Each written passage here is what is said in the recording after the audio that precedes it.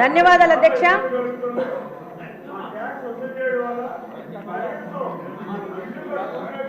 ధన్యవాదాలు అధ్యక్ష, ఈ అవకాశం నాకు ఇచ్చినందుకు.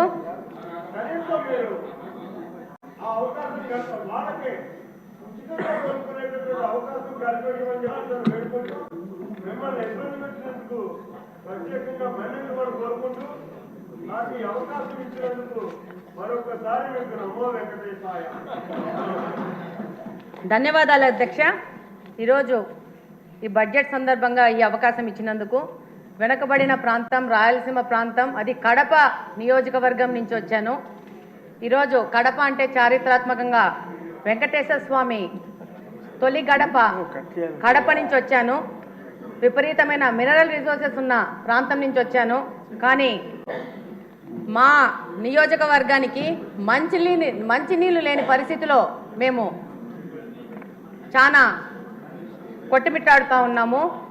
దాదాపు బ్రిటిషర్స్ కాలంలోనే మాకు ఎయిర్పోర్ట్ ఉంది, ఎయిర్ బేస్ ఉంది. అప్పుడే డెవలప్ అయిన కడప నియోజకవర్గానికి ఈ రోజు పరిస్థితి ఏంటంటే, మాధవి గారు ఇది బడ్జెట్ మీద డిస్కషన్ చెప్తాను అట్లే మీ సమస్యకి మళ్ళీ టైం దొరుకుతుంది. మీ నీటి సమస్యకి కొంచెం చెప్పండి. కొంచెం చెప్పండి అధ్యక్ష.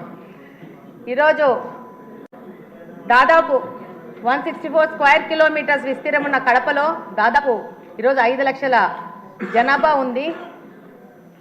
1971లో 23,000 జనాభా ఉన్న ప్రాంతం ఈరోజు 5 లక్షలుగా జనాభా తయారైంది. కానీ ఈరోజు బడ్జెట్లో కేటాయింపులు చాలా విభాగాలకు కేటాయించినారు. అందులో భాగంగా ఈరోజు మా ప్రాంతం నుంచి మాకున్న ప్రధాన సమస్యను ఈరోజు సభ దృష్టికి తీసుకురావాలని చెప్పి ఈరోజు మీకు అవకాశం అడగడం జరిగింది.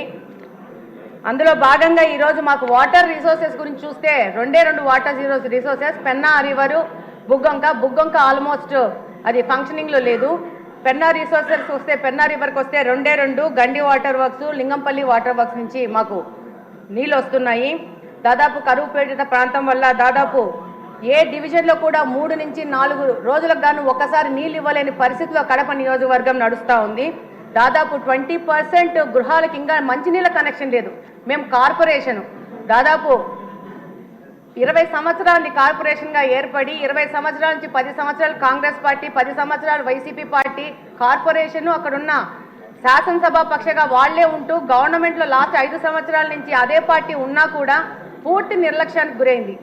ఈరోజు ఈ బడ్జెట్ సందర్భంగా ఈ యొక్క సమస్యను మీ ద్వారా ప్రభుత్వ దృష్టికి, మిగతా సభ్యుల దృష్టికి తీసుకుపోవాల్సిన అవసరం ఉంది. కార్పొరేషన్ అని చెప్పుకోవడమే కానీ కార్పొరేషన్లో మంచినీళ్ళు ఇవ్వలేని పరిస్థితిగా కడప నియోజకవర్గము ఈరోజు ఉంది. ఈరోజు దాదాపు 95% రామనాయుడు గారు ఆవిడ సమస్య వినండి సార్ కొంచెం. అవును అన్నా, వినండి అన్నా. 95% ప్రజలు ఇంకా తాగడానికి మంచినీళ్ళు కొనుక్కునే పరిస్థితిలో ఉన్నారు. ఎంత దుర్భరమైన పరిస్థితి అంటే వాటర్ ప్లాంట్ల నుంచి వచ్చిన రిమైనింగ్ వాటర్ని కూడా పట్టుకొని పోయి గృహ అవసరాలకు వాడుకునే పరిస్థితిలో కడప నియోజకవర్గం ఉంది. కార్పొరేషన్కి సమ్మర్ స్టోరేజ్ ట్యాంక్ లేదు. మనకు ఎన్నో కార్పొరేషన్స్ ఉన్నాయి. అత్యంత హీన స్థితిలో ఉన్న కార్పొరేషను ఈ కడప నియోజకవర్గం యొక్క కార్పొరేషను. దాదాపు 100ల సంఖ్యలో వాటర్ ట్రీట్మెంట్ ప్లాంట్లు పెట్టుకొని వ్యాపారస్తులు నీళ్ళు అమ్ముకుంటా వ్యాపారం చేసుకునే పరిస్థితి. లాస్ట్ వైసీపీ గవర్నమెంట్లో వైసీపీ నాయకులు స్కూళ్ళని కూడా మూయించేసి దాంట్లో కూడా వాటర్ ప్లాంట్లు పెట్టుకొని నీళ్ళు అమ్ముకునే పరిస్థితులు కడప నియోజకవర్గం ఈరోజు నడుస్తూ ఉంది. దాదాపు 5 లక్షల మంది జనాభా అంటే నివేదికల ప్రకారం 135 లీటర్స్ వాటర్ పర్ హెడ్ ఇవ్వాల్సి వస్తే 5 లక్షల మందికి దాదాపు 70 MLD వాటరు ప్రొవైడ్ చేయాల్సిన పరిస్థితిలో ఉండాల్సింది. ఈరోజు 40 MLD వాటరు ఇచ్చే పరిస్థితిలోనే కడప నియోజకవర్గం ఉంది. దాదాపు 1943లో గండి వాటర్ వర్క్స్లో బ్రిటిషర్స్ వాళ్ళు అప్పుడు 10-20 వేల జనాభాకు 12 MLDలో ఒక ఇన్ఫ్లేషన్ వెల్స్ కట్టే అదే ఇన్ఫ్లేషన్ వెల్స్ ఈ రోజుకు 2024వ సంవత్సరంలో కూడా అదే 12 MLD ఇన్ఫ్లేషన్ వెల్ ఇచ్చే వెల్నే వాడుకుంటూ కడపకు నీళ్ళు ఇచ్చుకుంటున్నాము.